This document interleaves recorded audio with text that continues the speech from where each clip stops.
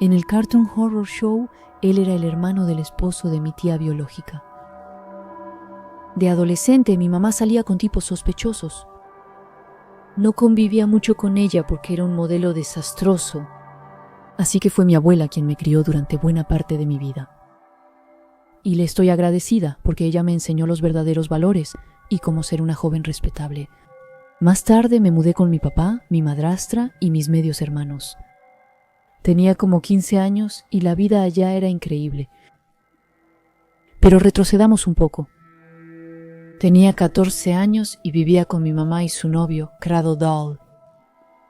Vivíamos en el segundo piso de un dúplex. El amigo del novio de mi mamá venía a veces. Ese tipo realmente me hacía sentir muy incómoda.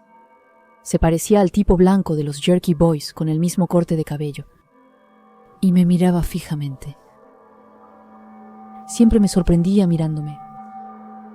Mi tía vivía a unas casas de ahí y yo iba seguido a su casa.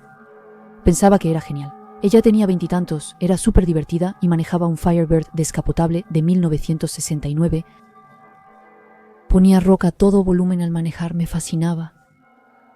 Cuando iba a su casa, a veces me encontraba con su cuñado, mi tío Jeff. Él rentaba el sótano en su casa. Siempre me pareció raro, no peligroso. Lo veía como parte de la familia. Una noche, como a las 11:30, yo estaba sola en casa cuando alguien tocó la puerta. La puerta tenía un vidrio cuadrado arriba, pintado, con un agujero raspado para ver afuera. Cuando miré, vi que era Jeff. Le abrí la puerta. «Oh, hola Jeff, ¿qué pasa?» «¿Está tu mamá o Dale aquí?» Le respondí que mi mamá está trabajando y que no sé dónde está Dale. Y ahí me pide que baje porque quiere hablar conmigo. No me pareció sospechoso, lo consideraba como de la familia. En ese tiempo era tímida y no me atrevía a decir no a los adultos. Así que lo sigo hasta la terraza. Abajo veo que su coche está encendido, las luces siguen prendidas. Y ahí me doy cuenta de que en el asiento del pasajero, con la ventana abierta, hay otro tipo espeluznante, el tipo de los Jerky Boys. Me detengo, ¿qué hace él ahí? Oye, relájate, solo queremos hablar contigo, tenemos una pregunta que hacerte. Él me guía suavemente al coche. Ahí es cuando mi adrenalina empezó a subir. Sentí que algo andaba mal. Me eché un poco para atrás, sin mostrar que tenía miedo. Jeff sigue hablando amable y desliza su dedo por mi hombro como si acomodara el tirante de mi blusa. Tranquilo, acércate, no temas. Me aparté suavemente y dije, si tiene una pregunta, puede hacérmela aquí. Él insistía y me pidió acercarme al coche, diciendo, si tienes miedo, ponte justo frente a los faros. Y ahí entendí. Pensé que si me ponía frente a los faros me deslumbraría, ya no vería nada. Uno de ellos podría atraparme fácilmente. En ese preciso instante supe que estaba en peligro, así que decidí hacerme la tonta, fingir que no entendía, porque tenía miedo de que, si veía que yo había entendido, me atrapara de inmediato. Me río y digo, no tengo zapatos, no quiero pisar caca de perro. Veo que el tipo del coche empieza a salir. Corro directo a las escaleras. Subo corriendo, cierro la puerta de golpe y la aseguro con llave. Estaba temblando de todo mi cuerpo. Un minuto después, Jerky Boy toca la puerta, mira por la mirilla y dice, «Tengo que hablar con Dale». Le respondí que Dale no estaba aquí. Deja de golpear, pero no escucho sus pasos en la escalera. 30 segundos después, es Jeff quien golpea.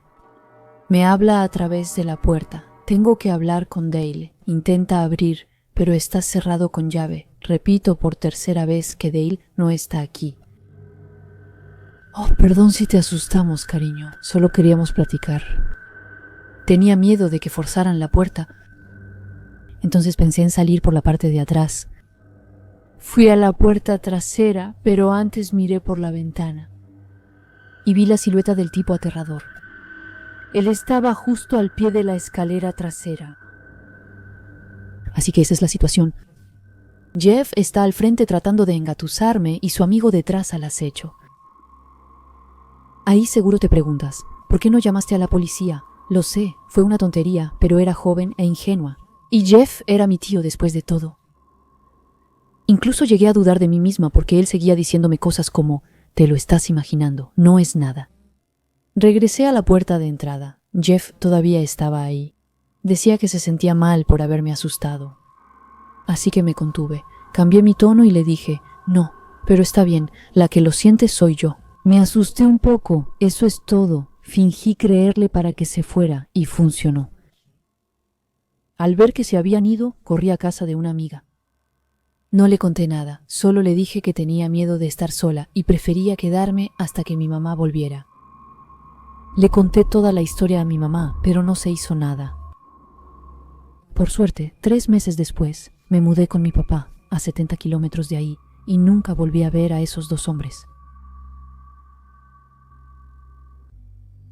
Cuando estaba en la primaria, mis papás tenían horarios de trabajo ocupados y llegaban a casa muy tarde. Me quedaba en el programa extraescolar de la cafetería de la escuela. No porque yo lo necesitara, sino porque convenía al horario de mis papás. Generalmente hacíamos la tarea, jugábamos juegos de mesa y esperábamos hasta las 5. Pero incluso a esa hora, algunos niños todavía esperaban cerca de la zona de recogida, a veces durante 1 hora más. Y yo era de las que esperaban más tiempo. Frecuentemente, yo era la última en ser recogida. Cuando yo me iba, la persona encargada también podía irse. Un día fui la última de todas. La persona encargada me dijo que tenía que ir al baño urgentemente. Me pidió que no me moviera, que volvería enseguida. Sentada contra la pared y la mochila en las rodillas, vi un coche detenerse frente a la escuela. El pasajero bajó su ventana. Un hombre barbón con camisa de cuadros y lentes de sol negros me miró y dijo: «Vamos, ven, tu papá no puede venir hoy, soy tu tío». Me quedé paralizada, apretaba mi mochila sin decir una palabra. No lo reconocía, no me decía nada en absoluto y estaba en pánico. Pero, ¿y si de verdad era mi tío? ¿Le habría pasado algo a mi papá? No sabía qué hacer, estaba paralizada y perdida. El hombre pareció perder la paciencia. Con voz más seca dijo: «Súbete al coche ahora, tu papá tuvo un accidente, hay que ir a verlo, vamos, rápido». Me quedé sentada sin moverme, todo mi cuerpo me decía que no fuera. En ese momento volvió Caperucita. En cuanto apareció, el coche arrancó a toda velocidad y desapareció. El Caperucita no tuvo tiempo de anotar la placa, pero se lo dijo todo a mis padres cuando vinieron por mí. Desde ese día, la escuela aumentó la seguridad con más chaperones vigilando a los niños a la salida, lo cual fue positivo. Pero seguido pienso en ese momento. Me pregunto qué habría pasado si le hubiera creído, si me hubiera subido a ese auto. Ese tipo debía habernos estado vigilando desde hace un buen rato. Esperó a que el acompañante se fuera para aparecer justo entonces. Eso pudo pasarle a un estudiante más joven que yo, alguien que no supiera notar la diferencia ni estuviera listo para ese peligro. Es triste, pero no todos saben cuidarse de desconocidos. Mantengan los ojos abiertos, incluso en su propio vecindario. A los 15 años mi tío abuelo murió de un infarto. Mi papá y yo vaciamos su casa porque nadie más podía hacerlo. Todos lo adoraban, era de los hombres más amables que conocí. Mi papá estaba devastado por su partida, pero había que trabajar. Su casa estaba muy limpia, así que creímos que tardaríamos 1 o 2 días como máximo. Recordaba que de niños jugábamos mucho en su casa. Cuando mis papás trabajaban, él nos dejaba jugar por toda la casa. Excepto en el ático, él nos repetía seguido que subir y bajar la escalera del ático era peligroso. Así que nunca lo hicimos y nunca pensé mucho en eso. Aunque él subía a veces, solo estaba unos 30 minutos y bajaba sin llevar ni traer nada. Mientras limpiábamos la casa, pensé que por fin iba a subir a ese ático, solo por curiosidad. Allá arriba estaba totalmente vacío, excepto por 2 cajas polvorientas guardadas en una esquina. No encontré su cucharón, así que llevé las cajas a la sala. Eran muy ligeras. Así que esperaba encontrar algunos papeles o documentos, pero en su lugar descubrí cientos de fotos, cientos y cientos. Las fotos mostraban a 3 mujeres distintas, y se notaba, solo por el ángulo de las tomas, que ellas no sabían que estaban siendo fotografiadas. Había fotos, tanto de día como de noche, en varios lugares diferentes. Algunas las mostraban desnudas, otras en escenas cotidianas, cocinando o haciendo la limpieza. Mi corazón latía más fuerte. Al mirar más de cerca, reconocí a una de las mujeres. Era su esposa, la que había muerto unos años antes. Revisé fotos y noté que algunas tenían nombres escritos atrás. No quería alarmar a mi familia sin saber qué tenía frente a mis ojos. Entonces, por curiosidad, busqué los otros 2 nombres en Facebook. Sentí alivio al saber que seguían vivas y sanas. Luego le enseñé las cajas a mi papá. Ellos estaban tan sorprendidos como yo. Él se las llevó y nunca las volví a ver. Nunca volvimos a hablar de eso. Pero incluso hoy me pregunto por qué tenía todas esas fotos. Y sobre todo si fue él quien las tomó o si fue otra persona. Yo quería mucho a mi tío abuelo. Nunca lo imaginé como otra cosa que un hombre muy respetable, pero ahora ya no sé qué pensar. Tal vez no sea la historia más aterradora, pero a mi papá y a mí sí nos asustó mucho. Una mañana en la primaria, en 3º o 4º grado, mi mamá me despertó asustada. Se le olvidó poner su despertador, y como siempre era ella quien me despertaba, eso significaba que yo también me había quedado dormida demasiado tiempo. Ya era muy tarde para tomar el autobús escolar. Las clases empezaban a las 8 y el autobús pasaba como a las 7. Pero en ese momento eran las 6:40, yo todavía estaba en pijama y ni siquiera había desayunado. Así que mi mamá decidió que ese día ella misma me llevaría a la escuela. Tendría tiempo de prepararme tranquilo. Así que estoy sentada en el comedor, desayunando, todavía en pijama. Son como las 6:50 cuando escuchamos llegar el autobús, 10 minutos antes de lo habitual. Mi mamá asoma la cabeza por la puerta en la neblina y le señala al chofer que continúe su ruta. Ella cierra la puerta y vuelve a sentarse, pero el autobús no se va. Unos momentos después tocan la puerta. Mi mamá abre. Ve a un hombre con uniforme de chofer de autobús. Le explica que él es el reemplazo porque el chofer habitual llamó para decir que estaba enfermo. Le dice que sabe que llegó un poco temprano, pero que quería empezar antes porque todavía no conoce bien la ruta. Mi mamá dice que me llevará porque nos levantamos muy tarde. Pero el hombre insiste. Él dice que puede esperar unos minutos, que llegó temprano, de todas formas. Mi madre se mantiene firme. Ella le dice que no estará lista pronto y le pide nuevamente que se vaya. Recuerdo que el tipo no parecía contento, pero al final se fue. Ella subió al autobús y se fue. Yo regreso a mi desayuno, todavía sin vestirme, para la escuela. A las 7 en punto otro autobús para frente a nuestra casa. Mi mamá lo ve raro y sale a hablar con el chofer. Cuando regresa, tiene el rostro pálido. No dice nada. Solo me pide que termine mi desayuno y que me prepare para ir a la escuela. En ese momento no entendí nada, pero algunos años después, mi mamá finalmente me explicó lo que había pasado. El segundo autobús era conducido por nuestro chofer habitual y estaba lleno de los otros niños de mi ruta, mientras que el primer autobús estaba completamente vacío. Mi mamá le preguntó si él llamó para avisar que estaba enfermo. Nunca lo llamé y no hay ningún chofer suplente en mi ruta, respondió él. El chofer llamó inmediatamente a la central. Luego le dijo a mi mamá que regresara rápido y llamara a la policía para reportar el incidente. Eso fue lo que hizo. Sin decírmelo, no había nadie previsto para reemplazar a nuestro chofer ese día. Nadie. El hombre que llegó probablemente era un secuestrador. Y yo era su objetivo. Después no volví a oír de esa historia, ninguna información, ningún nombre. No sé si alguien más fue secuestrado ese día o si ese loco fue arrestado.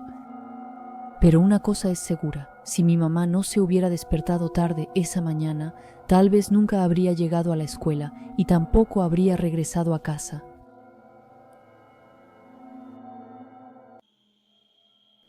Eso pasó en los años 90 cuando yo era niña. Mi mamá era una adicta, realmente estaba enganchada a todo y casi nunca se ocupaba de mí. Tenía 6 o 7 años y por mi edad aún no entendía todo. Una noche íbamos en el coche, no sabía a dónde íbamos, pero ya era muy tarde. Aún creo que era muy tarde, pues apenas había coches en la carretera, y yo estaba acostada en la parte de atrás, medio dormida, ni siquiera recuerdo haber subido al coche. Mi mamá se detuvo frente a una casa sospechosa y me dejó sola en la parte de atrás del vehículo durante lo que me pareció una eternidad. Luego, la puerta se abrió violentamente y alguien me agarró del brazo para sacarme de ahí. Me jaló tan fuerte que grité y rompí en llanto. Me miró directo a los ojos y me dijo: «Cállate, intenta escapar y te mato». Tenía una barba sucia y una mirada completamente loca. Por miedo me quedé callada. Me apretó el brazo, cerró la puerta y me llevó por la calle. Miraba la casa de donde venía mi mamá, esperando que saliera para salvarme. Me quedé mirando fijamente, hasta que estuvimos demasiado lejos para verla. Quería llorar, pero el shock y el miedo me paralizaban. Sollozaba en silencio mientras él apretaba más mi brazo y me gritaba. No puedo describirte lo asustada y perdida que estaba. Caminamos un rato, luego llegamos a un barrio de viviendas sociales en ruinas, edificios pegados unos a otros, en una zona realmente horrible. Me hizo entrar al edificio y subir un piso. Me dolían las piernas, pero tenía miedo de quejarme. Mientras subíamos al segundo piso, vi a un hombre que fumaba un cigarro recargado contra la pared, y ahí todo pasó muy rápido. Mi secuestrador cayó al suelo de repente y yo no entendía nada. Después vi al hombre del cigarro golpearlo fuerte en la cara y cabeza hasta dejarlo noqueado. Después lo tomó del cuello y lo arrojó por las escaleras como si fuera basura. Había sangre por todas partes al pie de las escaleras. Era niña y esa escena me traumó de por vida. Aún hoy le tengo pánico a las escaleras. No sé cómo ese tipo supo que necesitaba ayuda. Tal vez vio mis lágrimas, o simplemente sintió que algo no estaba bien, pero lo que sí sé es que actuó de inmediato. El hombre del cigarro iba de un lado a otro, maldecía, apretaba los puños, parecía fuera de sí. Pensé que estaba enojado conmigo, así que empecé a llorar de nuevo. Me miró y me dijo: Ok, cállate, deja de llorar. No me daba tanto miedo como el primero, pero sobre todo no quería molestarlo. Me hizo muchas preguntas. ¿Qué haces aquí a esta hora? ¿Dónde están tus papás? ¿Por qué hablaste con un desconocido? Pero no podía responder, estaba muy confundida. Me preguntó si sabía dónde estaba mi casa. Le dije que no. Intenté como pude explicarle lo que había pasado. Con poca información, adivinó dónde estaba el auto de mi mamá. Seguramente conocía bien el barrio. Me ofreció llevarme de regreso si juraba no hablar con la policía ni describir a alguien parecido a él. Solo tenía un carácter, pero solo quería encontrar a mi mamá. Bajamos las escaleras, el tipo barbudo seguía en el suelo, tal vez muerto. Lo pasamos por encima y salimos del edificio. El tipo miraba nervioso a su alrededor. Me dijo: los polis, ni tanto, ¿sabes? Caminaba rapidísimo, yo tenía que correr detrás de él. Me puse a llorar otra vez, le dije que me dolían los pies. Chasqueó la lengua y a regañadientes me cargó. Caminamos un rato. Luego, en cuanto un coche de policía dobló en la calle, corrió detrás de una casa y me puso en el suelo. Me dijo: corre hacia el coche de los policías, pero yo ya no podía caminar. Entonces murmuró una maldición, me levantó en sus brazos y volvimos a correr por los callejones, escondiéndonos cada vez que pasaba un coche de policía. Creo que los policías me estaban buscando. Al final me llevó cerca de una calle, donde vi el auto de mi mamá a lo lejos, rodeado de policías. Me bajó al suelo y me dijo: ve, corre hacia tu mamá. Al verla, sentí tanto alivio que ya ni siquiera sentía el dolor en mis piernas. Corrí directo hacia ella y me abrazó. Los policías nos interrogaron, pero no recuerdo todo. Mi mamá dijo cualquier cosa, una historia extraña que no tenía sentido, y me dijo que me callara. Como era niña, no dije nada, solo lloré en silencio. Regresamos a casa y unos días después mi papá vino por mí. Le conté todo. Y desde ese día nunca volví a vivir con mi mamá. Hasta el día de hoy nunca la he perdonado. Hablé de eso recientemente con mi papá, y según él, mi mamá se había ido a comprar droga esa noche y el tipo me habría secuestrado solo porque pasaba por la calle. Respecto al hombre del cigarro, probablemente tenía antecedentes penales. Él no estaba enojado conmigo. Simplemente estaba atrapado en una situación que no había elegido. Imagínate, eres un criminal fugitivo que salva a un niño secuestrado tras golpear a su captor, quizá hasta la muerte. Si lo arrestaban conmigo, podrían acusarlo de secuestro. Y yo, demasiado impactada para explicarlo, quizá no habría podido decir que él fue quien me salvó. No sé qué crimen cometió en el pasado, pero esa noche él fue quien me salvó la vida, y por eso siempre le estaré agradecida. Realmente no lo pensé esa noche. Simplemente fue una de esas noches, la misma rutina que había repetido 100 veces. Salí del trabajo más temprano de lo habitual, un pequeño milagro bastante raro. Pero no lo cuestioné. Recogí a Darcy con la niñera, la até en su asiento de auto mientras me contaba todo lo que había hecho en el día. Nada fuera de lo común. La casa estaba oscura cuando llegamos, con el frío del otoño que empezaba a instalarse. Darcy se aferraba a su conejo de peluche mientras la llevaba adentro, cerrando la puerta de una patada detrás de nosotras. El olor a basura en la entrada se sumaba a la larga lista de cosas que tenía que hacer. Encendí las luces, bajé a Darcy y me quité el abrigo. Estaba por preparar la cena cuando vibró mi teléfono. Voy a llegar tarde, al menos una hora. Suspiré y guardé mi teléfono en el bolsillo. Eso me dejaba más tiempo sola con Darcy. No era una tragedia, pero ya estaba agotada. Solo tenía que poner un poco de orden. Vamos, mi amor, dije mientras la levantaba. Vamos a acomodarte bien. Mientras mamá se ocupa, la puse en la sala con una botella de agua y sus juguetes. Le puse una caricatura para entretenerla. Ella se rió, sin notar que yo ya no podía más. La cocina seguía fría, aunque el horno estaba encendido. Empecé a cortar verduras y hervir agua. Todo en automático. Luego mi teléfono volvió a vibrar. Otro mensaje de Tyler. Empecé a responder. Cuando escuché un ruido proveniente de la sala, pensé que tal vez era un paquete de carne que se había caído, pero no. Todo seguía en la encimera. Tal vez Darcy tiró un juguete. Unos segundos después, otro ruido, más suave. Como una pila de palabras, me quedé paralizada, frunciendo el ceño. Algo no estaba bien. Me quedé ahí un momento, cuchillo en mano, tratando de escuchar más allá del ruido del agua hirviendo. Silencio. Ya no había ruido ni tintineo. Quizá lo había soñado. Me encogí de hombros y seguí cortando, un poco más nerviosa. Nuevo mensaje de Tyler. Perdón, ya voy, que vamos a comer. Empecé a escribir una respuesta cuando escuché otro ruido. No fue un bloque, esta vez. Un suspiro, como una corriente de aire.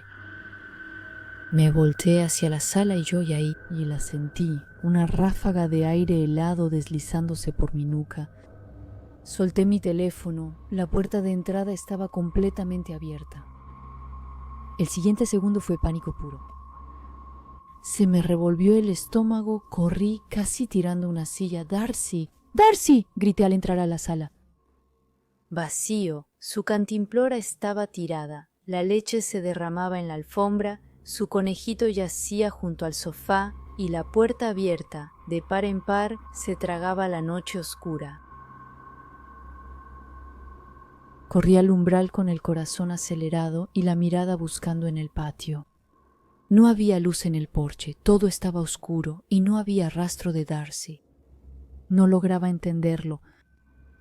Un momento estaba ahí y al siguiente desapareció. Corrí descalza al porche, el frío mordía mis piernas. Grité, «Darcy, bebé, ¿dónde estás?» No hubo respuesta. Bajé las escaleras, revisé el patio, la entrada y la acera. Mi corazón retumbaba en mis oídos. ¿Y si ella había corrido hacia la calle? ¿O hacia la parte trasera de la casa? Cada opción era peor que la anterior. Y entonces escuché un ruido, un crujido debajo del porche. Me di la vuelta, jadeando, y me lancé a 4 patas. Miré debajo de la rejilla y ahí estaba ella, Darcy, pegada contra la pared, con los ojos bien abiertos, en silencio. Sus manitas agarraban su camiseta. No lloraba, solo estaba ahí.